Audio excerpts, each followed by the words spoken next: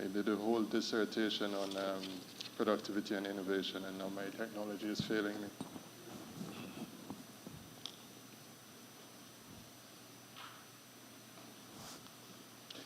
All right, good morning, everyone. Morning once again. This morning we have quite an interesting panel for you, as Stephanie would have indicated, and thank you, Stephanie, for the warm introduction. We have three persons with us this morning, all very experienced in their respective areas. We have Dr. Peter Jakovic, who's head of the Financial Stability and Statistics Division at the Cayman Islands Monetary Authority. We have with us Mr. Schwaber Keynes, who's head of the Financial Sector Supervision Department here at the Eastern Caribbean Central Bank, and Ms. Jennifer Marshall Robertson, who's the Executive Manager of Risk at the Grenada Cooperative Bank. Just to give you a sense of their experience and their background, Dr. Jakovic, as I would have said, serves as the head of the Financial Stability and Statistics Division. He has more than 25 years of international experience in the financial sector with expertise in financial stability, macroprudential supervision, and statistical development. Early in his career, he would have worked in advisory capacities at the European Central Bank and the Bank for International System. Mr. Schwaber Keynes, who is the director here at the Financial Sector Supervision Department, is a seasoned financial sector regulator and supervisor with over 17 years of distinguished service at the Eastern Caribbean Central Bank. He's demonstrated over his career certainly exceptional expertise and leadership within the Financial Sector Supervision Department, and he oversees critical financial sector regulation across the Eastern Caribbean Currency Union. He holds a Bachelor of Science degree in Accounts and Finance, and his professional interests center on data analytics and macro and micro stress testing, among others. And finally, Ms. Jennifer Robertson, who I know is no stranger to you all, is an experienced banker with over 30 years of experience in the financial services sector. She is a chartered banker of the Chartered Banker Institute of Scotland, an accredited associate of the Institute of Canadian Bankers, and a certified risk manager, CIRM. She's also a certified residential underwriter and a RICS member, and holds an executive diploma in banking from the Graduate School of Banking, Wisconsin, and an MBA from Bangor University. She is, among other things, a proud Rotarian and currently serves as the president of the Rotary Club for Grenada East, and she's the wife of an awesome husband, Yvonne, and the mom of the two most precious daughters, Abigail Joel and Ashley Hannah Jean. So let us welcome them all to the panel. Thank you. I should indicate that Dr. Jakovic is joining us virtually, and so I just want to verify that he is on.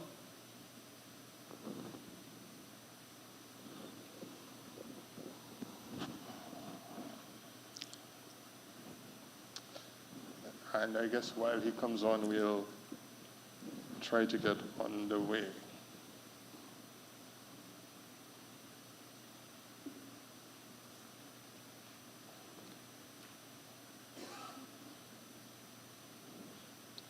So in terms of our discussion this morning, we know that certainly the global financial system is operating in an area of profound uncertainty. We see the geopolitical realignment happening. We've seen the tightening of the monetary policy and the monetary cycle, and we've witnessed, especially for our region, the de-risking events in correspondent banking. We also see the technological disruption that is happening before our eyes. We see the advent of generative AI and the role that is the ever-increasing role that it is playing in our various industries. And last but not least, we ourselves are experiencing on almost an annual basis now the negative impacts associated with strong climatic events. And so for small open economies like ours that are certainly battling these various challenges and having to navigate this new space, we still have to think about things such as AML CFT, tax transparency, and even our climate disclosure requirements. And those often intersect with the greater goals of credit access, sustainable growth, and financial inclusion. And so we wish to tackle sort of three key themes today. One, this idea of resilience, sort of throwing to ourselves the question of how can banks and regulators, build buffers for financial and operational and environment against this increasingly complex environment or these complex global shocks. We want to cover this idea of sustainability, looking at how regulatory design can encourage long-term investment, green finance, and responsible innovation. And we want to tackle issues of stability through trust, looking at how institutions can uphold confidence in times. And we are centering this within this space of a fragmented world where resilience and trust, which are typically the twin currencies of sustainable banking, seem to be walking out the door in some cases, and putting that mildly. And so, starting with you, if I may, Mr. Kane, we're getting off to a good start. Given all that I've shared in terms of the context of this global environment, and with this ever-evolving regulatory environment, how do you think the ECCB is strengthening its supervisory architecture to manage? Can you share with us how the ECCB is strengthening its supervisory architecture to manage these emerging risks, which we are seeing from fintech to digital banking and even cyber threats? Okay, thank you, Chanel, for that question. I should say that the ECCB has been very proactive when it comes to the supervision of its LFIs. It has moved from a principle-based approach to a risk-based approach, and this allows us to be more focused in analyzing and analyzing the risk, the main risk that our LFIs are being faced with. Now, we have recognized that technology is fast-paced, it's increasing at a fast pace. And so we here at the ECCB, we understand the benefit and also the risk. Since about 6 years ago, we commenced supervision of our LFIs in terms of technology risk supervision. We have established a technology risk supervision unit, and this was manned by one person up to about 2 to 3 years ago. Now, let's step back a bit. We currently assume the role of chairmanship for the Caribbean group of banking supervisors. And one of the working group is a technology risk working group for which our IT specialist, that lone IT specialist that is housed in FSSD, that's the Financial Sector Supervision Department, he sits on that working group. So what we did, they discussed various emerging risks, cyber security, the risks that evolve, that emanate from cyber risk, etc. And so what we did, we adopted a tool, and we tailored it to our environment, to our space. And we introduced that tool to our LFIs. It's a very extensive tool. It's a lot of work. And so I think we gave LFIs about 3 months to provide that data. And this shows you why I start in terms of moving from a principle base to a risk base. Now, when we get information from our LFIs regarding their cybersecurity posture, we are then able to focus on the areas that we see that there are great gaps and able to do our assessment and address those gaps with our LFIs. So that's one reason we take that risk-based approach.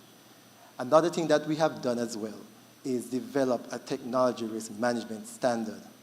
And so that deals with requirements, entails like governance management, cybersecurity, even third-party risk management with our LFIs. So we understand here at the ECCB how important it is for our LFIs to able to manage cybersecurity risk. In addition to that, I can say that we are one of the leading central banks within the region when it comes to that. We have extended our help to other central banks in the region to help build capacity in that area.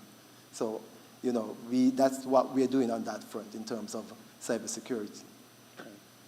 Thank you so very much for that perspective. So you touched on the development of standards, the creation of tools, the enhancement of capacity, human resource capacity, and general capacity for the institution on a whole. So that's from the central bank perspective. Jennifer, can you share with us from the commercial bank perspective what work you've been doing in order to mitigate against some of these risks, specifically focusing on the AML, CFT issues? Yeah. So, I think that seems to be center stage these days for banks, the AML, CFT. The current environment, it certainly does not help from the standpoint that we are faced with balancing so many things at the same time. We are building resiliency because that is more or less an urgent case for action. It's not talk. We really have to urgently transform. But at the same time, based on all of the geopolitical risk, the increasing complexities in those risk areas, we find ourselves still challenged in terms of building the desired level of capacity that you would want there. We have done quite a lot.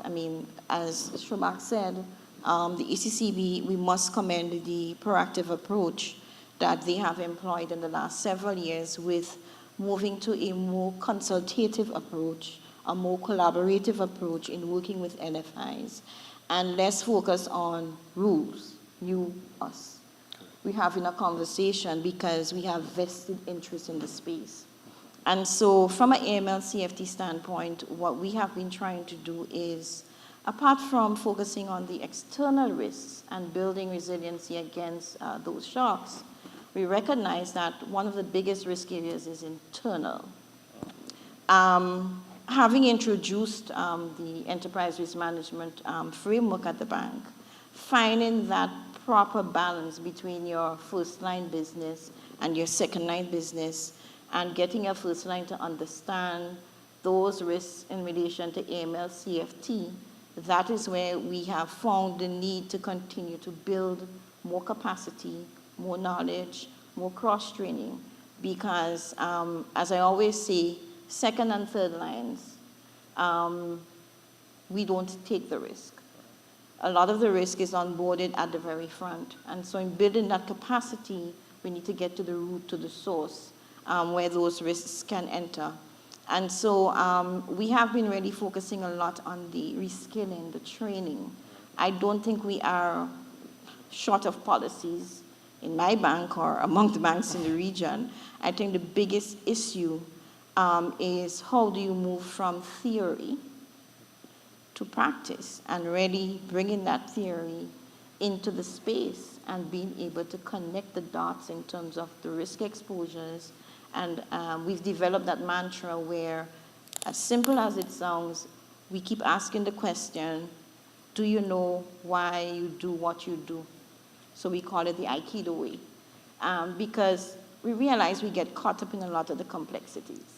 But really, fundamentally, when you look back at certain slip-ups, certain breaches, it sometimes takes you back to very, very simple issues of understanding the why. So we've been spending a lot of time on the people aspect, building the capacity in terms of internal understanding, such that we are able to make sure that where technology fails or we're not there yet, our people understand the why in what we're doing. Okay. Thank you. So capacity, pragmatism. Yeah. That's what I hear. And this is the type of pragmatic leadership, I think, that the region needs, not just for our industries, but ultimately for ourselves, for our sovereigns. So we have Dr. Jacobek on the line. Peter? Good morning, and thank you for the invitation. I hope you can hear me. Yes, I can hear you and we can see you well. Thank you, and my Perfect. apologies for any challenges that you may have had. We're going to just continue the conversation, but for you, I wanted to have more of a macro perspective and regarding these global developments that we've been seeing. And so I wanted to get from you your perspective on the global developments and by extension, the heightened levels of uncertainty that we are currently seeing, and what does this portend for us here in the region? Yeah. Thank you, Shanas, for the question. So basically, many things have been said, and I would agree with the points made before, and we need to reflect on those global challenges which we have seen. So currently, yields went down, was mentioned a bit, inflation decrease, which is kind of positive. But uncertainty, especially global uncertainty and geopolitical risk, has increased. So despite the situation, like in terms of macro environment, looks better, the uncertainty and volatility has increased. And that's something what we need to reflect in the region, because the region is extremely exposed to external environment, right? So that's kind of very specific feature for Caribbean region, and we need to reflect on that. And we need, in this respect, we need to understand all the risk which we have. So it's not only about the traditional risk, like macroeconomic environment, but also all those new emerging risks, as was mentioned, cyber risk, climate risk.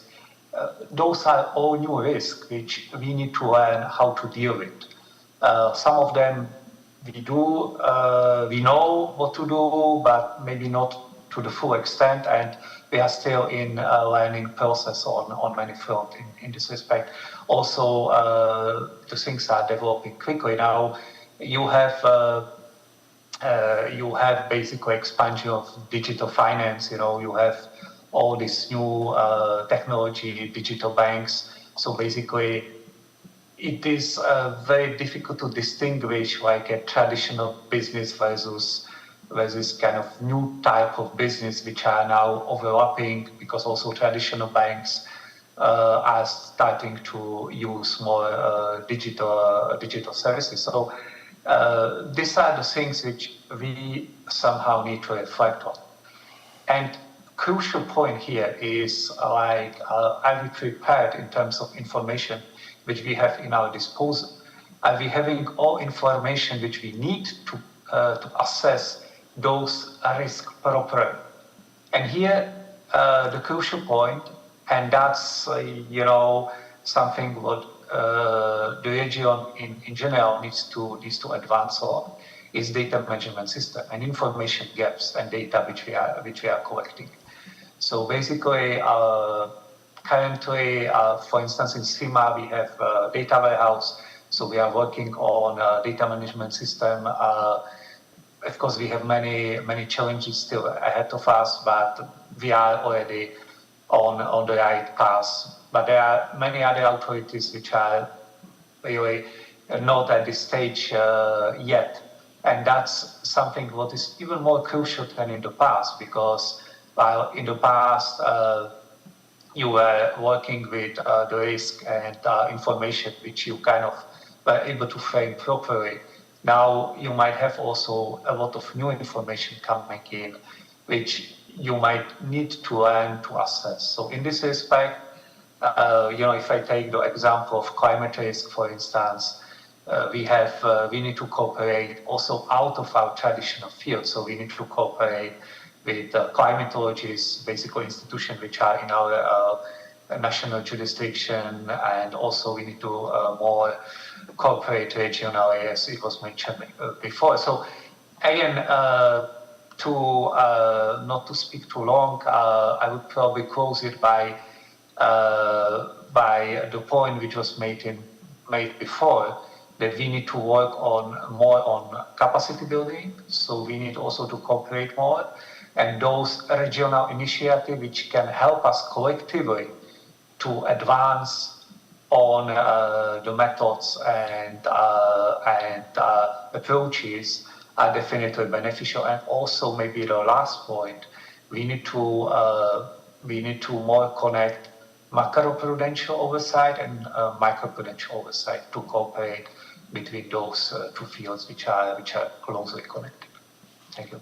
Okay, thank you so very much, Peter. So to that last point regarding macroprudential oversight and microprudential oversight, and it's not to dispel the other issues of the data gaps and infrastructures and the recurring theme of capacity that we've heard.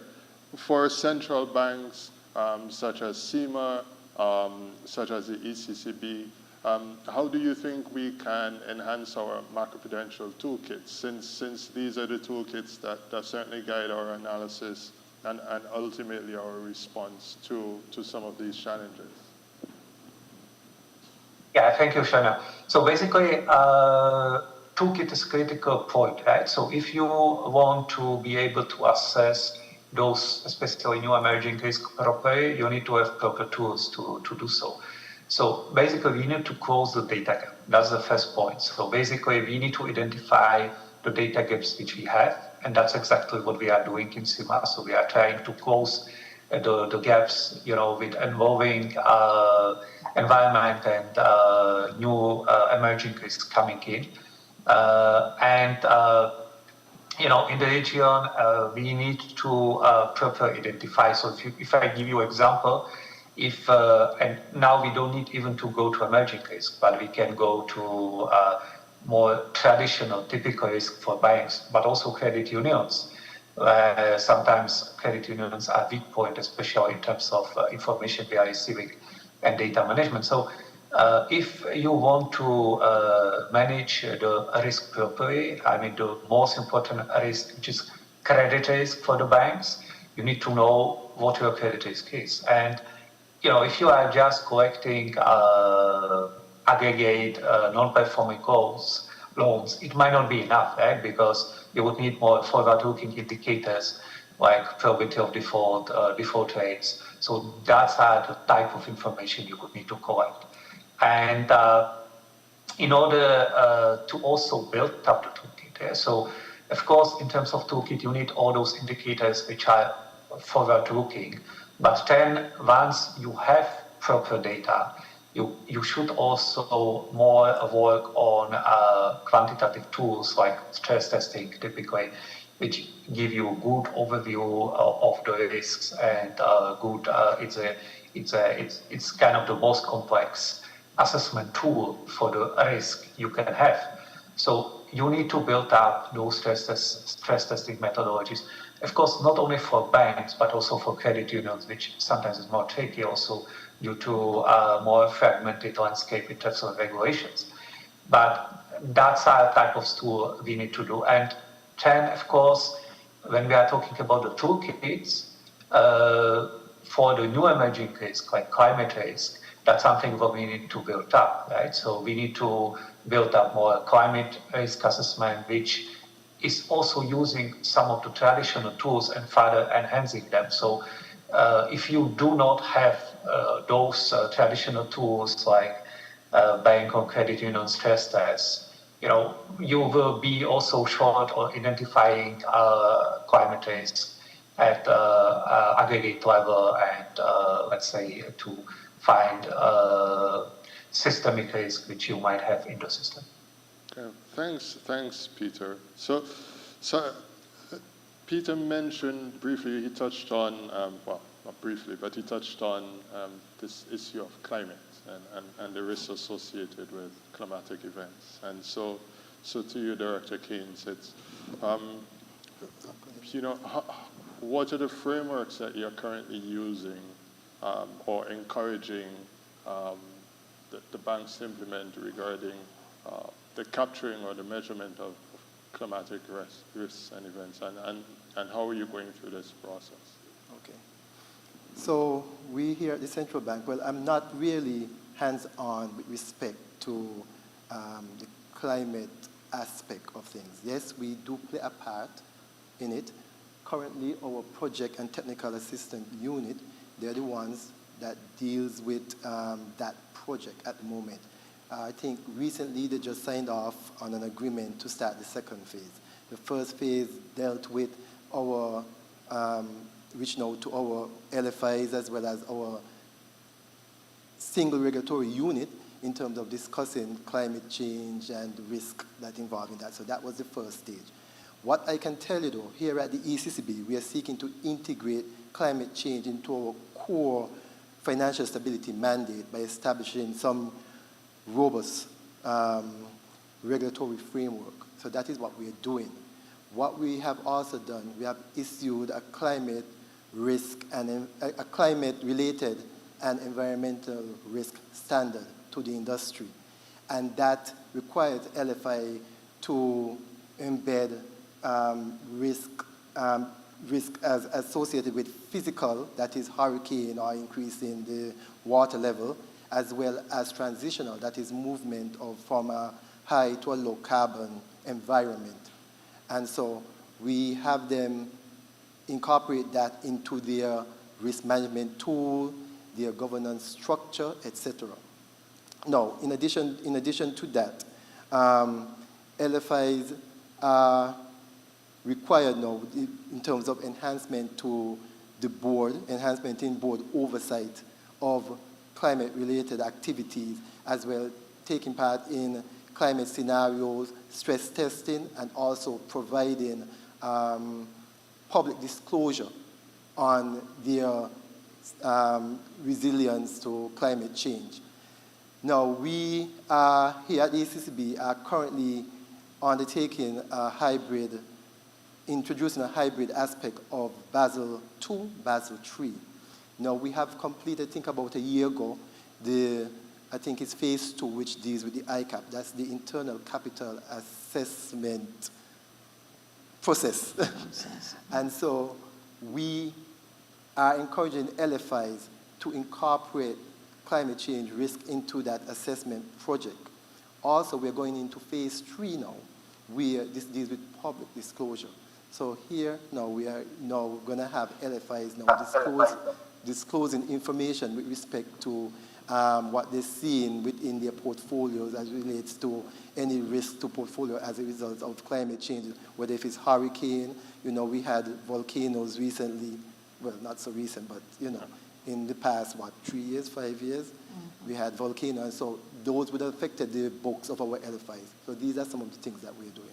Yeah, thank you, Director. So certainly, even as the institutions are attempting to integrate climate-related risks and the management of these risks into their operations, there's still a profitability question. And I know the banks like their customers, but I don't think they still have to generate some profit on the books.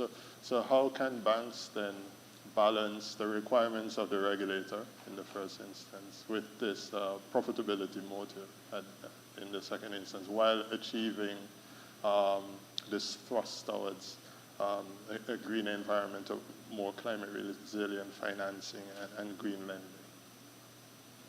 Yeah,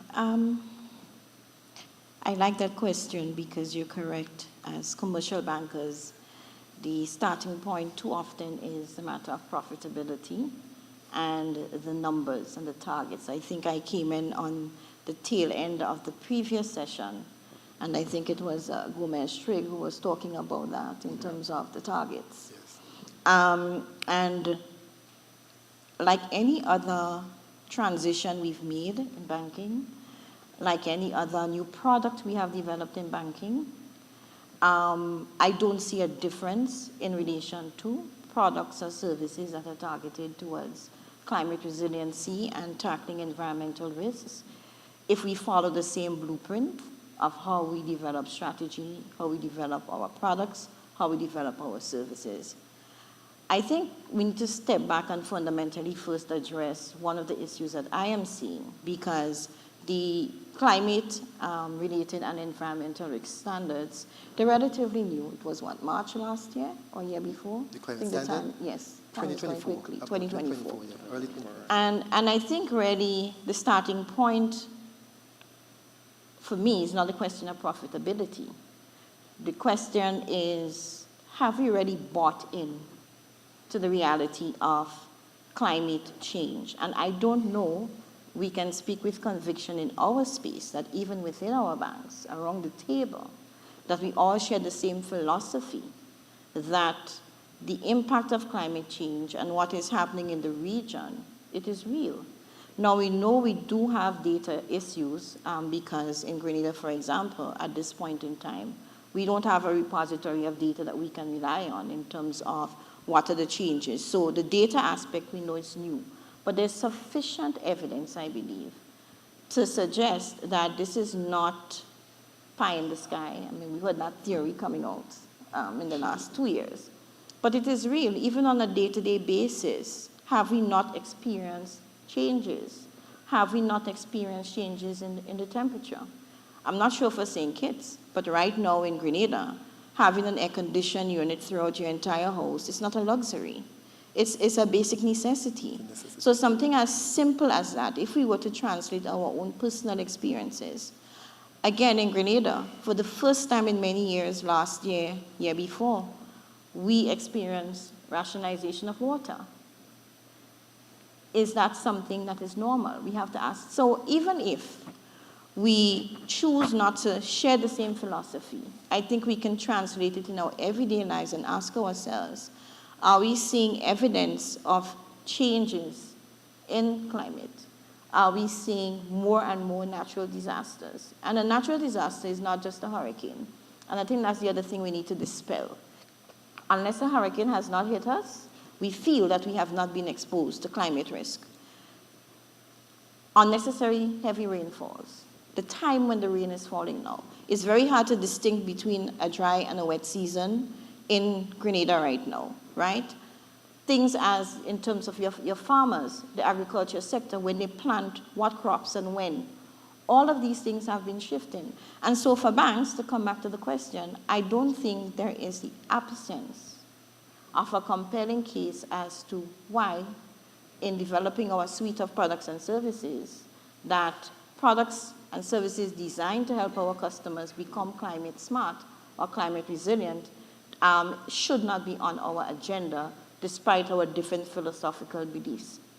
The other point I want to drive home, and again, I like to keep things simple because I think one of the issues is that we get caught up in the complexity of the theory and all the things that sound fancy, but let's break it down into our everyday reality as bankers. Most of our commercial clients, especially your hoteliers, supermarkets, the larger outfits, when you look at where a lot of their operating costs are, where is it? Energy-related costs. And so when you work the numbers, if we start as simple as that, to really be interested in helping our consumers to realize more savings by moving to renewable energy, isn't that a sufficient case of building profitability? Because we're strengthening their operating performance, we're strengthening their ability to pay, we're strengthening their ability to innovate their business, and we're also strengthening our own positions.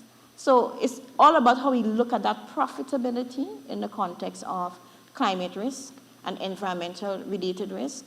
And I think the fundamental thing is not seeing it as a short sprint. Okay? Let us look at where we have those linkages in our portfolio in the different sectors, and how do we seriously see the need for becoming a little more invested and seeing it as a sustainable medium to long-term investment. And that is how I think we should interpret the profitability question. Awesome. So to your point, just a follow on.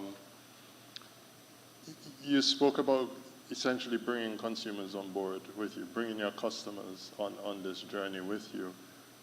How then do you do that? How do you convince your hoteliers, for example, that, hey, your energy costs are too high, this is a real big problem for us? Yes, we know we want to make an extra % or two on our side, but but here's how we can help you. How do you bring them with you? Well, twofold. I mean, the education.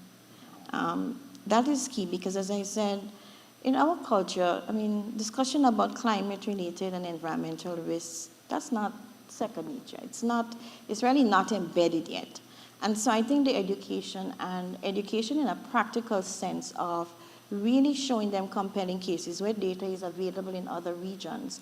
Let us use the data to tell the story, right? I think one of the things I have seen is in that hunt for profit and targets, I think one of the things I am seeing, it's been lost in our relationship banking, is where we sit with the clients and spend that time to really help them to understand what is driving their costs and how they can really take steps to improve. Many a time, I think it's really just about the production line and meeting the targets. But I think in this instance, I mean, as banks, we really have to step back and take some responsibility for educating our clients and showing them in practical ways where if we work certain scenarios of switching to renewable options, greening their facilities, here is how we can see some serious savings. The second thing is creating incentives. I mean, we have to incentivize them. So if someone wants to innovate, if someone wants to adapt, we certainly cannot want to charge them the same fees, the same interest rates, give them the same terms and conditions as a regular loan. So I think we have to be prepared to incentivize, which takes me back to my earlier point. I think really the issue is not so much the design of products. We know there's enough out there, green bonds, we know all of that, we know the theory. The question is, do we believe? Do we truly believe? And do we want to support? And I think that's where it starts. Okay. So to you here in the audience, there's a challenge, I would say. It's not just to understand the theory and the foundational aspects of it, but it is also to inherently believe in the work that you're doing, inherently believe in the challenges, well, inherently believe in the realities of your environment, and then be pragmatic in your response to the challenges that we're seeing. And if I may, sorry, and I think for those who remain in the room from the previous panel, I got the tail end, but I think that was a fundamental point that was being made at the tail end. You look at the numbers, and you look at what the institutions are really doing for the small businesses. And really and truly, a lot of the dominance is on the lending, the targets. Yeah. And I think someone, I can't remember the name, over there made the point about the nurturing. And I think there's similarities in the same approach towards how we treat with transition in our customers and our portfolios to support climate initiatives and that change. Okay. Thank you for that final point. So kind of touching on a theme that I heard sort of reverberating through your last two comments is this idea of collaboration. You mentioned it, collaborating with your customers. Director Keynes mentioned it as well. And so I have a dual question for Director Keynes and Dr. Jakubik regarding this idea, this issue of collaboration. And so what I wanted to get from the macroprudential end, Peter, you know, how do you think macroprudential regulators can collaborate in a way to sort of address some of these challenges that we're seeing? And then from you, Director Keynes, how can we do this on the macroprudential end? You spoke to the issue of collaborating with, or not the issue, but the nature of your collaboration with the national regulators themselves. So can you both, you know, sort of share with us how we can work together and enhance the partnerships that we have to achieve some of these objectives? Peter, I'll start with you, and then Director Keynes, I'll go back to you. Thank you, Chanel. I think this is a great question. So this is a crucial element of our success, right? So we have had now, for instance, for climate risk, what is the perspective from private sector? We need, of course, to do also our work on the other side, on regulatory side, and let's say macroprudential oversight. And how we should cooperate is like to enhance those initiatives which we have there already, right? So we are doing, for instance, Caribbean Financial Stability Report in the region. We can further enhance cooperation on this platform. We have IMF, CARTAC, Caribbean Assistant Technical Center, where this is another platform where we also collaborate regionally. We have, different conferences like this one where you have cross-country collaboration, where we are discussing more broadly issues in the region. And we need also to have more contacts at expert level. The events like peer-to-peer learning, where we can kind of exchange a group of experts from one institution to going to other institutions to learn from each other and cooperate. And many of those initiatives could be beneficial also in terms of assessing the risk more at a regional level, because things like climate events, despite they are, you're looking at this from your jurisdiction, from point of view of your country, but those events are regional, so they are not hitting typically only one country, so they go across several jurisdictions. So the concrete things that I would like to make point here is we need also to align and kind of more harmonize our approaches. So to give you an example, if we do things like stress testing, could be climate, could be just generic stress testing for traditional risk, doesn't matter, but we need to align to have some regional scenarios. So basically to have one scenario which will be tested across all countries in the region, because that's the only way how we can get a comparison between the countries, how we can kind of benchmark those risks across the region, and we can understand which is the crucial area for which region, where you need to invest more, where you need to enhance your methodologies. So my kind of point here would be we need to agree on regional approaches, regional scenarios which we are testing. So apart from these national specific exercises, which we all do and we will keep doing, we should also add some regional aspects of some regional scenarios which will be tested in the same way across the region. And here I see the potential in the future. If we are able to manage this and coordinate ourselves, we would have better overview of the risk across the region, and that would improve our situation at national level as well.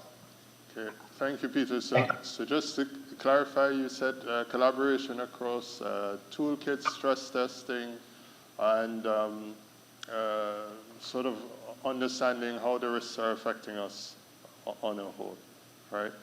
So now for you, Director Keynes, from the microprudential perspective. From the microprudential perspective. Well, I think in the governor's opening remarks, he did mention about trust being the golden ticket or something like that. Well, collaboration is right up there with trust on that. Now, in July of 2007, the Monetary Council would have approved the establishment of the Regulatory Oversight Committee. And this is a committee which is made up of the financial sector regulators. And these are the Eastern Caribbean Security Regulatory Commission and the single regulatory units in each of our countries, our member countries, as well as the ECCB. And they come together on a quarterly basis and to collaborate, to share information, to look at harmonized laws, to see where we overlap in terms of our responsibilities, etc. Now, beyond that, so we meet on a quarterly basis and we discuss all these things, and that is where the collaboration takes place on that front with our national regulators and the ECSRC. Also, the governor mentioned about the Eastern Caribbean Financial Stability Board. Now, the Monetary Council last year, about October, I think, they would have approved the design for that stability board, who is the Chief Director of Policy, Dr. Polia. She is the one who is spearheading that, and she is doing stakeholder engagement throughout the region, telling them more about that. And that is something similar to what we do at the ROC. So now, when that comes to being, we now have to relook the mandate of the ROC, whether or not we need to do away with the ROC, because that board now, its composition will be made up of members of the single regulatory unit, members of the financial sector regulators. So now we have to relook that, because they have basically the same mandate in terms of harmonized laws, keeping abreast with the financial standards, etc. So that is the way that we are collaborating with our other financial sector regulators in terms of getting information and discussing emerging issues or risk to the system. Yeah, thank you. So there's certainly a spirit of collaboration and cooperation, certainly at the ECC level. And I think, Peter, by your very presence here, certainly across the region as well. So we're kind of shifting into the closing few minutes of the panel, and I know if you're anything like me, you want to get off and run away. So if there are any questions that you would have or that you've been thinking of, I see some smiles over in the corner, so I'm anticipating one or two questions. But if there are any questions that you have, you may simply open your mic, raise your hand, and fire away. In the meantime, we'll continue the conversation and sort of bring it to a close if you don't have any questions. But I see any questions, Sybil, Carl, not that I'm calling names. To ask questions, because I want other persons to ask questions. No, go ahead. But I think as we discuss transformation, part of what we are challenged to do is reimagining. Could you pull the mic a little Your bit? mic, Sybil. Transformation, I think a key thing to think about is reimagining. So my question to both of you on the panel is to ask, if you were to forget everything you've ever done and start afresh with no vision of obstacles, like young people, when you talk with them, they don't see obstacles, they see opportunities. They don't see, I can't do this. So I'm asking the I forgot the virtual panelists as well, asking all three, if you were to think with blue eyes, blue skying eyes, that nothing is impossible to transform the region. Looking within the context of your discussion points, what would you propose as a nugget, a golden bullet that can really be transformative in the region, not thinking about obstacles of anything? So to our panelists, if you guys didn't understand the question, put simply, how do we remake the world in our image? That's in our vision. Can I start? I've been studying technology for development for a very long time, and the first, second, and third. Professor Waller? You hearing me? Yes, but I think No, I was just saying that I've been studying technology for development for a very long time, and for the very first time, we have access to technology. Professor Waller, yes. A moment. I think you slipped into the wrong part of the dance. Sorry. Give us a minute.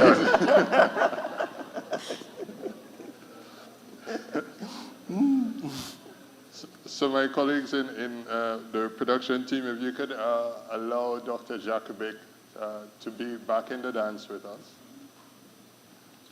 Yeah, I'm here. Awesome.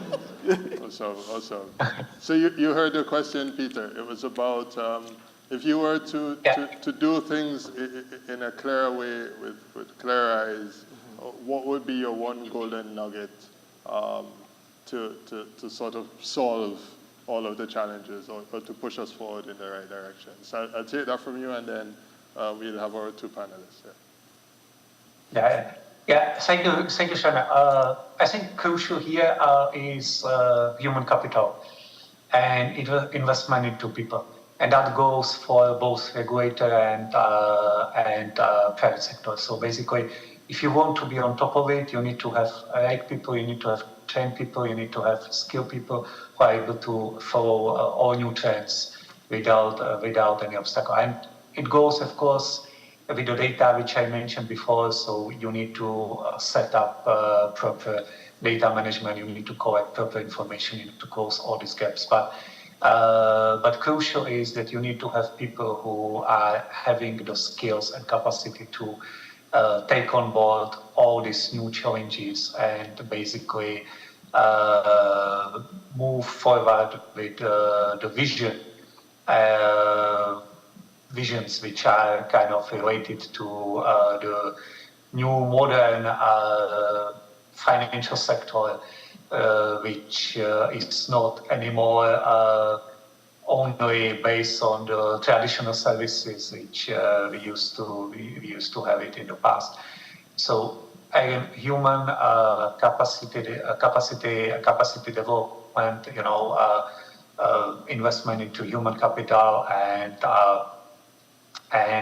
cooperation between the teams, because here we have one obstacle compared to, let's say, huge countries, advanced economies, where you have regulators, central banks, where one division working on the topic is the same size of sometimes half of our institutions, right? So in order to kind of address this obstacle, we need to pool the resources across the region and cooperate more in order to be able to deliver the same amount of work as the other guys in bigger countries can do.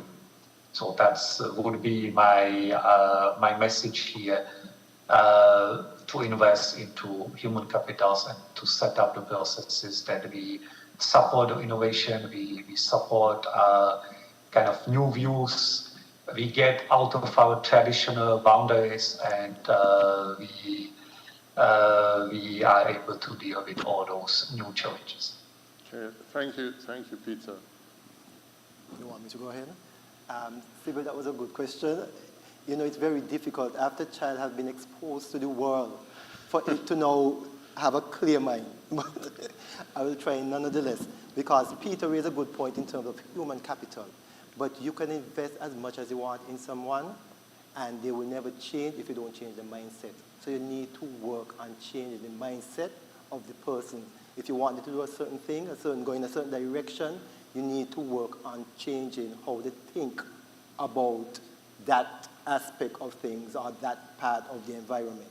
Once you don't do that, you're going to just be throwing money at a dead horse, because they would either squander it or do something else. So if you want, for example, to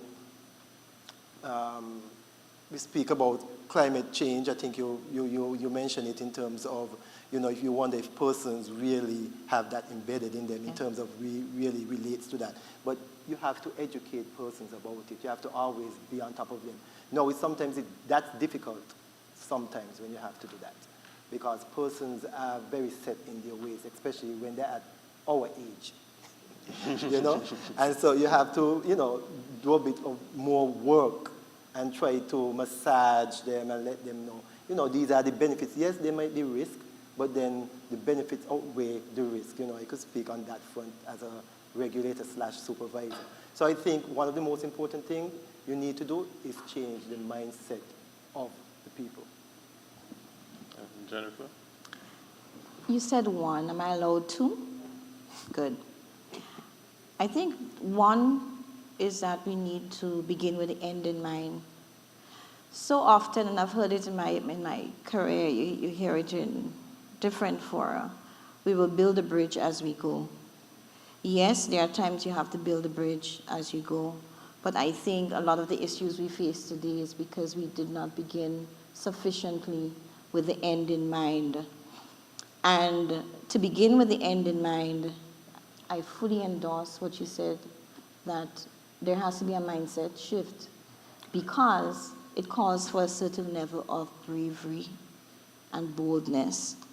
And this is actually one of the points that constantly resonated with me. I mean, we talk all the good stuff, you know, as I said, but in reality, we are the leaders now who are facing an unprecedented time.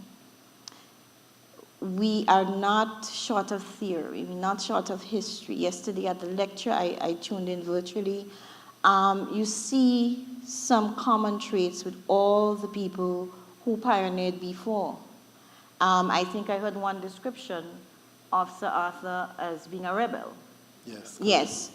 And the reality is, we are in a time when we have to be the rebels. And the question is, are we prepared to shift that mindset?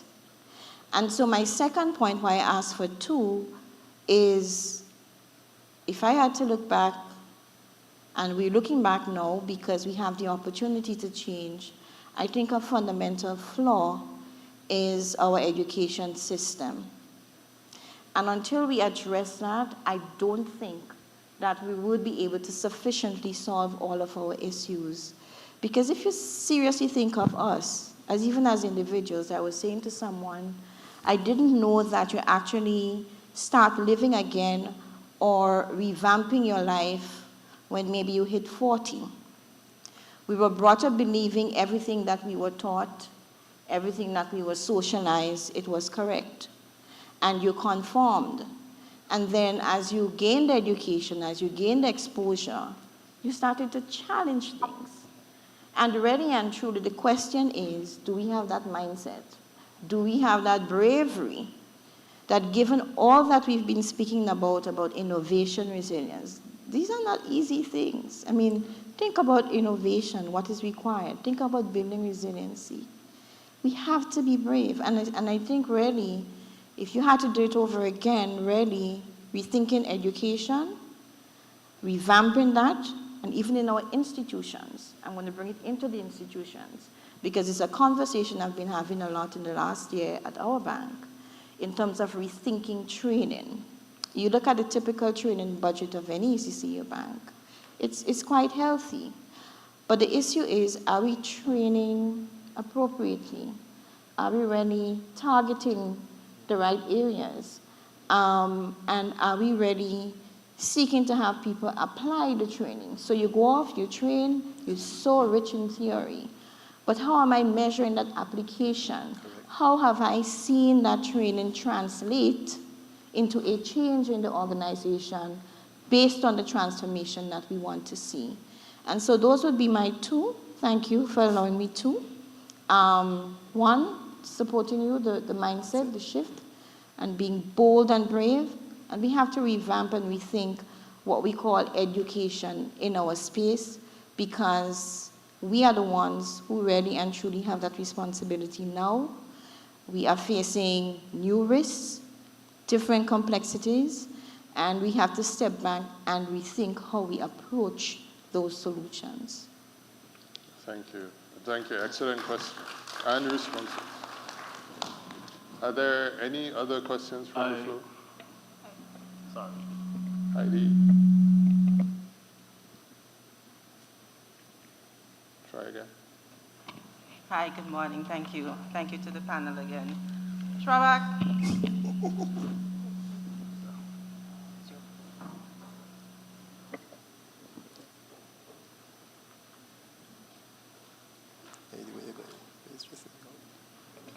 Hello? Okay. Shravak, I am very happy to hear you talk about climate change. IFRS S1 and S2 is upon us. I'm not sure if everybody knows those standards. They are sustainability and climate risk. And I have a presentation to my board on this standard. Where are we getting data to report? And my question to you is, would the ECCB be the pioneer in terms of collecting information and data from our commercial banks to share, to have like a database for our region? I know you talk about having it in the policy and so on, but will we be collecting it as part of the banking standards? Yes, definitely, as the regulator for LFIs, and we do collect data from our LFIs. And yes, we will be the pioneer in terms of gathering that data. I think we would have try to get, for example, when there was the eruption, was it St. Vincent? We did try to get information. I know climate-related and environmental risk is fairly new to our LFIs. And so they don't do that sort of analysis within their loan book or their loan portfolio as it relates to see, for example, if you have a facility that's near the beachfront, how, what impact that would have if there were to be a hurricane or some rise in sea level, etc. So those are the sort of things that the policy would want the LFIs to stress test their portfolio for. Now, it will take time to get that data. And so I think that is one of the phases of this project that we are doing. At some point, we'll have them do that sort of assessment so that we can collect data in terms of seeing how the loan portfolio is with respect to the climate-related portfolio that would be affected if there is some sort of climate action, climate risk. And just to sort of add to Director Keynes' point, there are opportunities for further collaboration between the regulators themselves and their own internal coastal zone management groups or departments.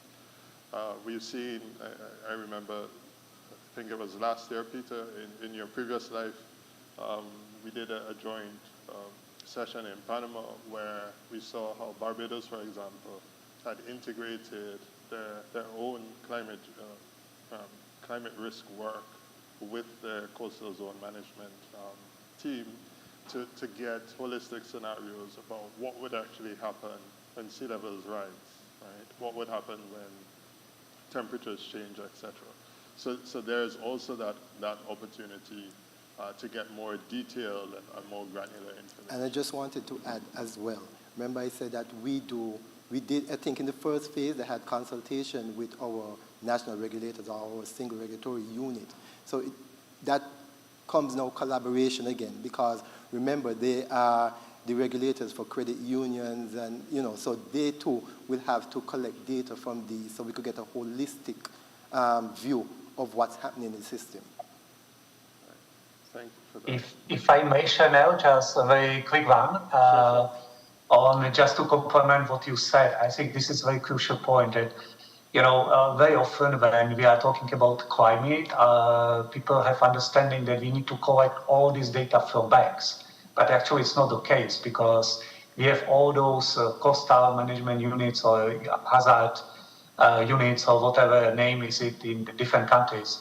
And those people, they already calculate the impact of different hazards for the country. So they have these, maps of floods and this type of things which then we have to use. So basically from the banks, you only need banking data or credit union, so you need to understand where, for instance, the house where the mortgage is linked to is located. Is it on the coast? What is the district? What is the address? But you don't need to understand what is the hazard for this, because that's coming from different sources, not coming from the banking data. Thank you so very much, Peter. So I know my plan was really to keep you here for the rest of the day. No way. But I can't. And so I'm going to wrap up the panel now, and I'll ask, just for a few closing remarks. I was trying to get in a question here for a good while now. My apologies, Alistair. Yeah. Final question. Clearly I wasn't required to speak. But nonetheless, so thank you to the panelists for excellent discussion today. Quite riveting. I think for the most part, the discussion tended to focus a lot on climate-related aspects of the financial sector. To my Grenadian colleague, I think the challenge is whether if you're a rebel, there's a reason why people call you a rebel, right? It's not a well-accepted phrase. So we have to be willing to accept that, you know, when they're rebels and they oftentimes have contrarian views to the rest of us, and we have to be willing to accept that these people exist among us and they serve some utility amongst us. So that's one. But the more substantive question or more substantive issue I wanted to hint at, and I know we've spoken about it in somewhat of a roundabout manner, is that risk transfer mechanism as well as risk mitigation. So the role of insurance in the financial sector. Of course, we just had Hurricane Melissa, which, if we think about it, heading into next year, insurance premiums are going to shoot up for across the region, not just in Jamaica. So that raises issues of affordability, especially for banks, credit unions, mortgages being a substantial portion of the loan book, and if that is impacted substantially, how quickly you can recover from those losses, especially if homeowners decide that they no longer want to service those loans. But most importantly, the mitigation aspect of it. I remember maybe a week or so ago, Sean and I were having this discussion about carbon trading. And this raises the issue about infrastructure, how we build infrastructure across the region in terms of the ability to withstand climatic events, whether it is rising into sea levels, hurricanes, earthquakes, volcanoes, and so forth. Because it speaks to the whole issue of how resilient we are, right? Now, there is the private sector aspect of it, but also, I'm happy to see the minister here. There's a role that the government also plays in terms of how infrastructure is laid out, and being fiscally challenged. You know, it's quite expensive to lay down, you know, world-class infrastructure. So the whole issue of carbon trading, I think, is one that we need to discuss as an avenue to help us finance risk mitigation strategies beyond the traditional sources of finance that we usually hint at in terms of risk mitigation. Also, I think, you know, there's scope for us to discuss, especially as we think about innovation. Sybil would have touched on the whole issue of how we'd like the world to be, or what would be an idealistic worldview. And we spoke earlier about the role of AI. You know, how would that fit in terms of, you know, creating some innovative practices that can help us to be a little bit more resilient to climate change? Yeah. Thank you, Alistair. So I heard a lot of things that I see you really want me to keep you here all day. But very good points. Don't get me wrong. So Peter, can you? I'm not sure the extent to which you're okay, but can you perhaps touch on the issue of carbon trading and balancing risk for financial institutions, which is what I got what your question was tending to, and then I can perhaps ask Butch Fabak and Jennifer to touch on the role that AI and data can play in facilitating our risk mitigation efforts, at least from your individual perspective. And I think, did I get your questions? It's a lot more, right? But to kind of touch on a couple. So Peter, can I start with you, and then we'll go to the Yeah. So maybe thank you, Shana. So maybe I can pick up also the point was mentioned on basically insurance protection gap, right? So what we do with you know, in the situation when certain things might not be insurable with a reasonable cost. So of course, always there will be some area where there will be space for the government, right? So for those, you know, basically things where you cannot have purely insurance on a commercial basis, that's exactly the space where government should be, but not in the place where you can have a commercial insurance. So over there, the funds needs to be used, those which are basically mobilized for the region to be able to cover this. But of course, important thing is also that we work on mitigation measures which will reduce those risks. But overall, it's of course not easy task, especially for small countries where the potential losses could be huge. But again, there needs to be proper cooperation and proper split of the task between basically government, regulators, private sector, and it goes also with what was mentioned before with the education and mindset there. And maybe the last point in terms of mindset, I like the points made before. I would just add that we will not change the mindset if we will not change mindset on the top, right? So it doesn't go only with people you are hiring, with the experts you are hiring, but you need to have also change of the mindset in the management. Okay? So this is important because if you don't have leadership which adapt to those new challenges, it will be hard to build up from the bottom. Thank you, Peter. And briefly, Shobhaka and Jennifer, your perspective. My perspective, well, simple. Alistair, what I can tell you is regulatory technology and supervision technology, SupTech and RegTech. These help not only the regulators, but the LFIs be more efficient in terms of managing and controlling risk in their institutions. You know, they deal with artificial intelligence, big data, etc., all these emerging technology that SupTech and RegTech uses. So I think those are the things that help in terms of transparency, real-time reporting. They use data analytics, and they give you, instead of LFIs being reactive, they're being proactive once they use these sort of tools. Not only the LFIs, I also mentioned the regulator.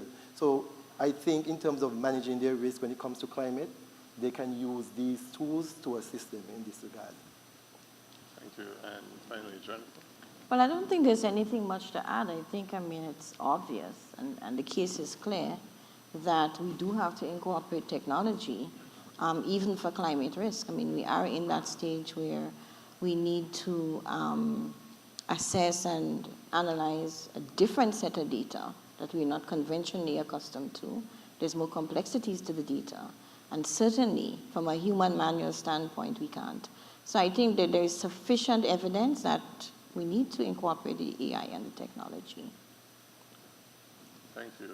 Thank you very much for certainly contributing to this panel today. And I'm going to give you one last chance in one word to tell us, Peter, Jennifer, and Shobhak, how do you think we can overcome some of the challenges that we've discussed today? Just one word. One word? I need it for my Twitter feed. Can I have three? Okay, I can start one word, so probably cooperation. If I have only one word. Okay. I was asking for three. Three? Yes. I'll give you three. You give me, because I was thinking of collaboration, trust, and compliance. I think you need a balance of those in order for you to have a thriving system. Okay. Collaboration, trust, and compliance. I think they're very important. Trust, compliance. And correct. Jennifer? Bravery. Bravery, not rebel. No, rebel is fine. Rebel is fine. Let's stick to the definitions. I think that's where we go off track as Caribbean people, Rebel is fine. So, yes. You have to be brave to be a rebel. Well, thank you so very much for your participation today. Thank you, Peter. Thank you, Jennifer. Thank you, Shobhak. Let's give everyone a round of applause. Thank you.